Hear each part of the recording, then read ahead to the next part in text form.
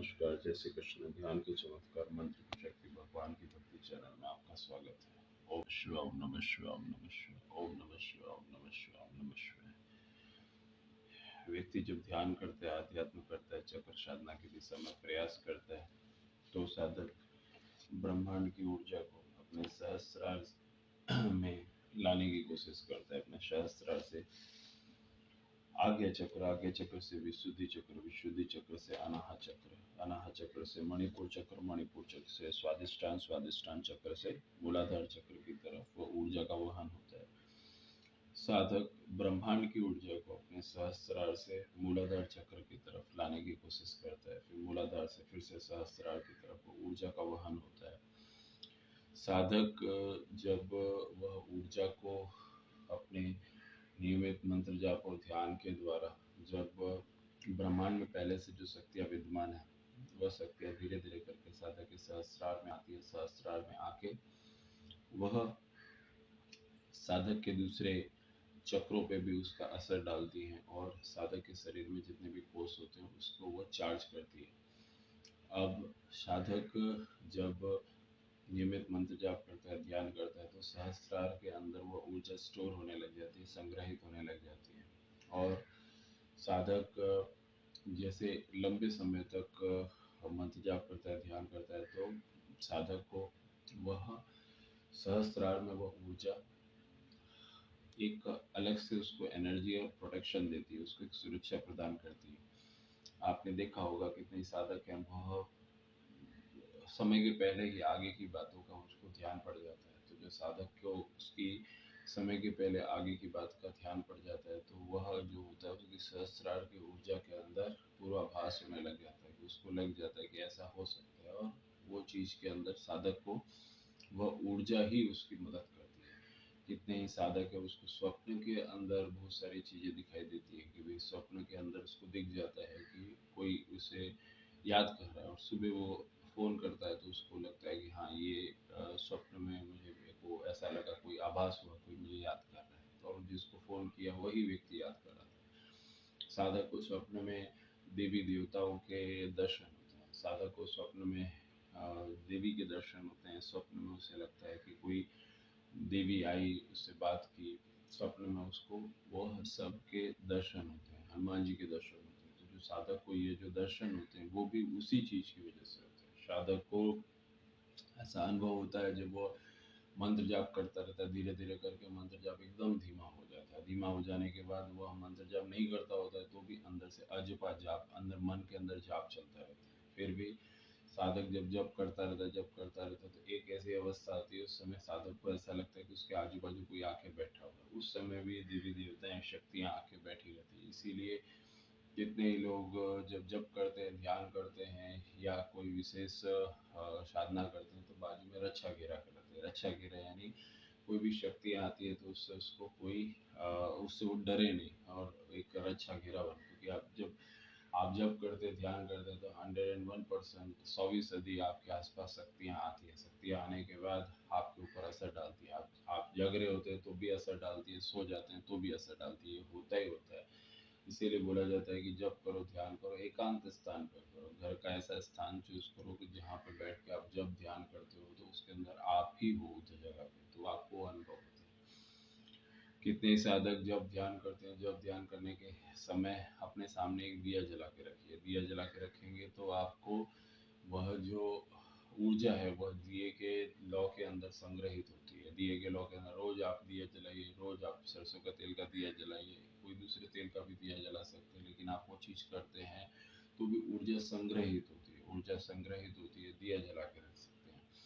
कोई भी साधक है, वह जब ध्यान करता है तो उस समय के टाइम पे वह एक पानी का पात्र भी अपने सामने रख सकता है। पानी का पात्र भी रख के उसमें जब जब ध्यान करता है, तो जब ध्यान करने के दौरान अपने हाथों की उंगली में से जो अंगूठे के बाद वाली उंगली होती है, या तर्जनी उंगली, लास्ट वाली उंगली होती है, उसको पानी के अंदर अंदर उंगली रख के, और उसके बाद भी वह जप ध्यान कर सकते हैं। जैसे आधा घंटा उसने जप ध्यान किया और पानी के अंदर, वो पात्र के अंदर उसने उंगली डाल के रखी, तो जिसकी वजह से वह पानी जो होता है वो चार्ज हो जाता है। पानी में एनर्जी आ जाती है। नियमित करने से, और वो पानी का एनर्जी होने के पानी का किसी भी तरह उपयोग कर सकते हैं, उसको पी सकते हैं, पानी को आजू बाजू अपने घर के अंदर छिड़क सकते हैं। ये भी करने से पानी के अंदर एनर्जी आ जाती है। यह जो साधक है वह साधक वह ऊर्जा का उपयोग कर सकता है, ऊर्जा का उपयोग कर सकता है, आगे एक दिया जला के रख सकता है। और जो साधक जब जप ध्यान करने बैठता है, जब ध्यान करने बैठने के दौरान वह अपने जो कपड़े हैं वो एक रंग के कपड़े पहने, दो तीन रंग के कपड़े नहीं पहने हैं। जैसे सफेद कपड़े पहन सकता है, केसरी कपड़ा पहन सकता है, पीला कपड़ा पहन सकता है, हरा कपड़ा पहन सकता है, काला कपड़ा, एक रंग का कपड़ा पहनना चाहिए। एक रंग का कपड़ा पहनने से उसका जो चक्र है और जो साधना करने में उसको परिवर्तन नजर आता है। आप ये कोशिश कर सकते हैं, आप देखेंगे तो आपको वो अनुभव होगा। बहुत सारे साधक हैं वो इस तरह का अनुभव करते हैं। साधक जब जप ध्यान करता है, और आप अगर पुरुष हैं और आप जब ध्यान कर रहे हैं, कोई विशेष साधना कर रहे हैं, कोशिश कीजिए कि आप बाल मत कटवाइए, बाल मत कटवाइए। कोशिश कीजिए कि आप अगर आप बाल नहीं कटवाते तो भी उससे फर्क पड़ता है, वो बाल नहीं कटवाने से भी फर्क पड़ता है। जब तक आपका 21 दिन है, 40 दिन है, 90 दिन है, जितने भी दिन करते हैं, बाल मत कटवाइए। ये भी चीज का असर होता है। कितने ही साधक हैं वह जब जब ध्यान करते हैं तो साधक को जो भी अनुभव होता है वो अनुभव आपको लिखते रहना चाहिए। आपको ऐसा अनुभव आप भूल जाओगे। आपको ये मालूम होना चाहिए कि 23 फरवरी को आपको ये अनुभव हुआ, 21 जनवरी को ये अनुभव हुआ। जो भी अनुभव हुआ आपको लिखे जाना चाहिए। ये सब चीजें गुप्त होती है, गुप्त साधना होती है। ये सब चीजें अपने गुरु या किसको जिससे आप संपर्क में हो उसी से डिस्कस करना चाहिए। किसी दूसरे को बताने से क्या फायदा। अगर हम ये कि आपने आपने ये बातें अपने दोस्त को बताई, आपका दोस्त उससे क्या लेना देना, उसके दोस्त को कोई आपका कोई उससे लेना देना नहीं है। तो गुरु से या कोई आपका जो आपसे जुड़ा हुआ है उसी को बताइए, और वो चीज़ धीरे धीरे करके आपको आगे बढ़ाने में मदद मिलती है। तो आप वो चीज़ डिस्कस कर सकते हैं। और ये चीज़ के अंदर थोड़ा थोड़ा करते जाइए। थोड़ा थोड़ा करने के मतलब आप भौतिक जगत में, आप अपने दिनचर्या में, आप पैसा कमाने के अंदर एक रूटीन में है, आप कोशिश कर रहे हैं, आप कोई चीज़ के दबाव में, परिवार के दबाव में, किसी भी चीज़ के अंदर, तो ये जरूरी नहीं है कि आप कोई चीज़ कर रहे हैं तो उसके अंदर आपको ये चीज़ के अंदर आप कोई क्यों चाहेगा कि आप ध्यान साधना करो। घर परिवार वाले तो आपको बोलेंगे आप अपने काम में लगे रहो, खूब पैसा कमाओ। तो ये चीज़ें आप अपने साथ में दिनचर्या के करते रहो, जिसकी वजह से धीरे धीरे धीरे अगर आपने 30 मिनट प्रतिदिन दिया, 1 घंटा प्रतिदिन दिया, तो एक टाइम ऐसा आएगा कि वो टाइम के अंदर आपका एक एक घंटा 30-30 मिनट इकट्ठा होके कम से कम 100 घंटे बन जाएंगे। और बहुत सारा आपके पास जाप और ध्यान का शक्ति इकट्ठा हो जाएगा। और जब उसके बाद फिर ऐसा होगा कि आप जो चीज़ बोलेंगे, जिस दिशा में बोलेंगे, उस दिशा में आपको सहयोग मिलने लगेगा, परिवार का सहयोग मिलेगा, दूसरी चीज़ों का सहयोग मिलेगा। जब तक आप वो चीज़ को समझते नहीं, आपको एक बैलेंस मेंटेन करना पड़ेगा घर परिवार में और उसमें भी। नहीं तो क्या होगा कि आप तनाव में आ जाएंगे। आप 8 घंटे नौकरी जा रहे हैं और आप जब ध्यान कर रहे हैं, तो सब चीज़ में नौकरी जो आपसे काम ले रहा है उसको तो ये मतलब नहीं है ना कि आप आध्यात्म में जाप कर रहे हैं, शक्ति को प्राप्त करने की कोशिश कर रहे हैं। देवी की शक्ति हुई, हनुमान जी की शक्ति हुई, शिव जी की शक्ति हुई। तो जब आप वो चीज पे काम करते हैं तो धीरे धीरे करके साल 2 साल 6 महीने के बाद आपकी वो शक्ति इकट्ठी होती है। आप समझने की कोशिश करो। आपका उम्र 22 साल है, आपका उम्र 25 साल है, आपका उम्र 50 साल है। तो 50 साल, 22 साल, 21 साल की उम्र के पहले आपने जो भी किया वो आपके कर्म में लिख दिया। जब से आप आध्यात्म में एंटर हुए तब से आपका वह मन को साफ करता है, आपका मन की साफ सफाई करता है। तब धीरे धीरे आप सही गलत को समझने लगते हैं और आपका मन एक जगह स्थिर और शांत होने लगता है।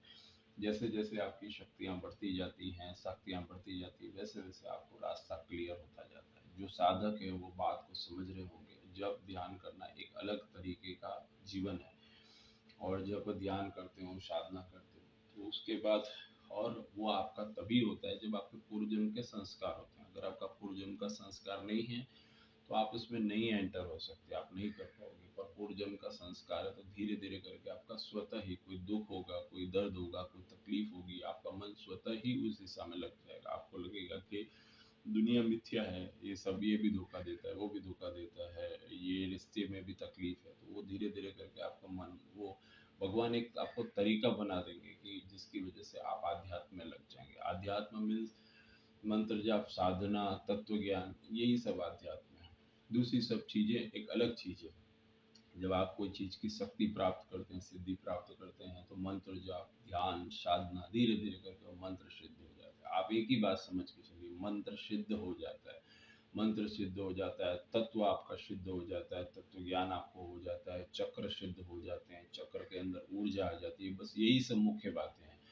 जैसे हमने आपको एक ब्लैक बोर्ड दे दिया, ब्लैक बोर्ड देने के बाद आप ब्लैक बोर्ड को देखते हैं, जब तक ब्लैक बोर्ड पे कुछ लिखा नहीं जाएगा तब तक आपको ब्लैक बोर्ड में आप कैसे पढ़ सकते हैं। उसी तरह से जब अध्यात्म में आप कोई चीज आप करते हैं तो धीरे धीरे करके प्रकृति खुद आपके मस्तिष्क के ब्लैक बोर्ड पे कुछ लिखती है, और धीरे धीरे करके आपको ऐसा लगता है कि वो जप सिद्ध हो गया, वो मंत्र सिद्ध हो गया, और उसके बाद फिर आपका जीवन एकदम शांत हो जाता है। आपको कम लोगों से बातचीत करने की इच्छा होगी, आप कम लोगों के संपर्क में रहेंगे। आपको ऐसा लगेगा कि मुझे बस ये तत्व ज्ञान मिलना चाहिए, मुझे यह मंत्र सिद्ध हो जाना चाहिए, मुझे ये शक्ति मिल जानी चाहिए। कितने ही साधक ऐसे हैं, जब रामकृष्ण परमहंस जब देवी से बैठ के बातें करते थे, काली देवी के, तो वो उनके हजारों शिष्य थे, वो सोचते थे कि भाई ये भी चीज हमें भी मिल जाए। और उसके बाद रामकृष्ण परमहंस का वो अवस्था था कि वो देवी से बातें करते थे और उनको खाना खिलाते। ये बिल्कुल सच सच बात है। उसी तरह से क्या होता है कि आप पर ये नहीं देखेंगे कि रामकृष्ण परमहंस 50 लोगों से बातचीत करते, वो नहीं बातचीत करते। दूसरी चीज की, उनके पास हजारों शिष्यों की संख्या थी, वो सब यही सोचते थे कि रामकृष्ण परमहंस जाने के पहले अपनी जो शक्ति है वह हमें हमें प्रदान कर दे। पर उन्होंने वह शक्ति जो है वो स्वामी विवेकानंद को दी, और विवेकानंद उसके पहले बिल्कुल एक अलग दुनिया में थे, अलग रूटीन में थे। पैसा कमाना, दूसरा सब चीज, शादी ब्याह करना, वही सब चीज में थे। पर विवेकानंद को जब रामकृष्ण परमहंस ने अपने अंगूठी की उंगली से जब उनके माथे पर रखा और उनको अपनी शक्ति ट्रांसफर की, और उसके बाद स्वामी विवेकानंद में एकदम बदलाव हो गया, उनको सब चीज का ज्ञान हो गया, उनको सब चीज मालूम पड़ी सही क्या है गलत क्या है। तो जो साधक होता है वह साधक जो सिद्धि या साधक कोई देवी की सिद्धि और वो सब करने के लिए बस एक दिशा में चलते रहो। कोई भी साधक है अगर वो ये चीज करता है तो उसको मिलेगा, पर उसके अंदर जो एक जीवन में एक बैलेंस करके करना चाहिए, क्योंकि ये जो चीज है ये चीज एक दिन का चीज नहीं है। नियमित अभ्यास करने से वो सब चीज होती है। आपकी एकाग्रता, आपकी श्रद्धा होनी चाहिए। और जो तत्व ज्ञान है वो तत्व ज्ञान को पकड़ के रखना चाहिए। मंत्र जाप, मंत्रों में बहुत कुछ छिपा हुआ है, बहुत सारी चीजें होती है। जो भी साधक उस दिशा में आगे बढ़ता है तो उसको धीरे धीरे करके जितना आपने जीवन बिता दिया उसमें जो भी आपने पाप किया, जो भी चीज किया, वो चीज आप जब आप जाप करते हो, ध्यान करते हो, तो आपके आंखों के आगे पिक्चर की तरह आता है। और जब तक वो आपके माइंड से एकदम धीमा नहीं हो जाएगा तब तक आपका ये जप और ध्यान वाला एकाग्रता नहीं होगा। इसलिए उसको धीरे धीरे करके आपको मन को शांत करके, पुराना जो भी आपका 21 साल का जीवन है, 22 साल का जीवन है, धीरे धीरे करके वो शांत होता है, गायब नहीं होता है, शांत होता है। तो आप धीरे धीरे करके नई चीज को आप उसके ऊपर यूज करते हो, जिसकी वजह से नया चीज आपके मस्तिष्क में जाता है और आपको ऐसा लगता है कि हम जो जब ध्यान कर रहे हो, आप इस दुनिया में जहाँ पे भी जो भी जगह पे हो, इतना गाड़ियों का शोर है, इतना सब अलग अलग ध्वनि है, वो सब है, आपके देखे हुए बहुत सारे टीवी के पिक्चर्स हैं, कुछ भी चीज वो सब आपके मस्तिष्क में घुस गया है। अब वो मस्तिष्क के पिक्चर कहाँ से जाएगा, आप मरोगे उसके बाद ही जाएगा। तो आप जीवित के रहते हुए अगर आप देवी की सिद्धि या मंत्र जाप से कुछ ऐसी पारलौकिक शक्तियां को पाना चाहते हो तो उसको पहले आपको ओवरराइड करना पड़ेगा, उसके ऊपर कुछ दूसरा चीज। तो धीरे धीरे करके जैसे जैसे जप ध्यान करोगे धीरे धीरे करके आपकी बुद्धि स्थिर होगी और आपका मन दूसरी जगह से हटके उस जगह पे स्थिर हो जाएगा। ये बिल्कुल सच बात है। अपने जीवन को जितना हो सादा बनाना चाहिए। सादा जीवन बहुत अच्छा होता है। अगर सादा जीवन बनाओगे तो उससे बहुत लाभ मिलता है। आप सादे जीवन से आपकी चीजें बहुत ज्यादा शांत होगी, स्थिर होगी। आप जरूरत पड़े तो पैदल चलिए, जरूरत पड़े तो एक बार कोई भी ऐसी जगह हो जहाँ पे घास वगैरह हो या नॉर्मल, वहाँ पे बिगड़ चप्पल के चलिए। उसमें आपको कुछ नहीं पहनना, आपको ऐसे चलना है। जब आप ऐसे चलोगे तो जमीन से आपका जुड़ाव होगा और आप ऐसे नंगे पांव चलने की वजह से बहुत फर्क अगर आप जीवन को शांत बनाएंगे, आपका पूरा जीवन बीत गया और उसके अंदर आप गाड़ी या बाइक या कोई व्हीकल से नीचे उतर ही नहीं रहे, तो साइकिल चलाइए, थोड़े टाइम साइकिल चलाइए, आपका जीवन शांत होगा, आप अपनी जगह पे स्थिर होंगे। ये सब चीजें बहुत सारे साधक लोग करते हैं। साधक जो होते हैं उनको माना अपना जीवन जितना शांत रखो उतना अच्छा है। आपके पास अगर 7 कपड़े 8 कपड़े हैं तो उसकी जगह सिर्फ 2 कपड़े ही अदल बदल के पहनिए। महीने के अंदर या सप्ताह के अंदर 7 दिन होते हैं, 7 दिन में एक कपड़ा एक दिन 2 दिन पहनिए, दूसरा कपड़ा एक दिन 2 दिन पहनिए, तो 2 जोड़ी कपड़े को आप बदल बदल के पहनिए। बाद में आपको ऐसा अनुभव होगा कि आपके अंदर बहुत सारा बदलाव है। आपके पास अगर आपके पास अगर जैसे एक वीक के अंदर आप 2 कपड़े को अदल बदल के पहनते हैं, उसी को आप धोइए फिर दूसरे दिन वही पहनिए, ये आपके आपके मन पे बहुत असर होता है। आप उसके बाद पूरा महीना बीत जाता है, उसके बाद एक ही तरह का कपड़ा, एक ही क्योंकि आपको मालूम है आपके पास 2 जोड़ी कपड़े हैं, लेकिन आप वही 2 जोड़ी कपड़े को एक दिन एक कपड़े को पहनिए, दूसरे दिन दूसरे को पहनिए, यानी आपका जो कपड़े हैं वो सिर्फ 2 जोड़ी कपड़े को बार बार आप रिपीट कर रहे हैं, आपका मन बहुत शांत होगा। आधे लोग ये सिर्फ सोचते हैं कि आज मुझे क्या पहनना है, कल मुझे क्या पहनना है, ये दिन मुझे क्या पहनना है, बहुत बहुत सारा चीज है जो साधक समझता है। आप कभी भी किसी दिव्य संत को देखिए, कभी भी किसी ऐसे सिद्ध संत को देखिए, आपने कभी देखा है कि उनके कपड़े बार बार बदलते हैं? नहीं नहीं नहीं, आप देखेंगे तो वो एक ही कपड़े में दिखाई देते हैं, एक ही धोती में, पर उनके पास सिद्धि है, उनके पास ऐसी शक्तियां हैं कि वो चाहे वो चीज कर सकते हैं। क्या कपड़ा नहीं बदल सकते? बदल सकते हैं, लेकिन फिर भी वो नहीं बदलते, एक ही तरह का कपड़ा पहनते हैं। ये सब चीजें दिव्य संतों ने ये सब बताई है। आपका तत्व ज्ञान सिद्ध हो जाता है, तत्व ज्ञान सिद्ध हो जाता है, देवी आपके पास ऐसे बैठी रहेगी, आपको देवी आपसे बातें करेगी। आपको ऐसा अनुभव होगा कि आपके मस्तिष्क के पीछे, माथे के पीछे, उधर से रीढ़ की हड्डी के अंदर और यहाँ तक कमर के रीढ़ की हड्डी में, यहाँ से लेके आपको माथे के पीछे भाग तक आपको लगेगा कोई आके बैठ गया है, आपको लगेगा कोई आपके साथ चल रहा है, आपको भारी भारी सा अनुभव होगा। ये बात बिल्कुल मुख्य है, इसको ध्यान से सुनिए।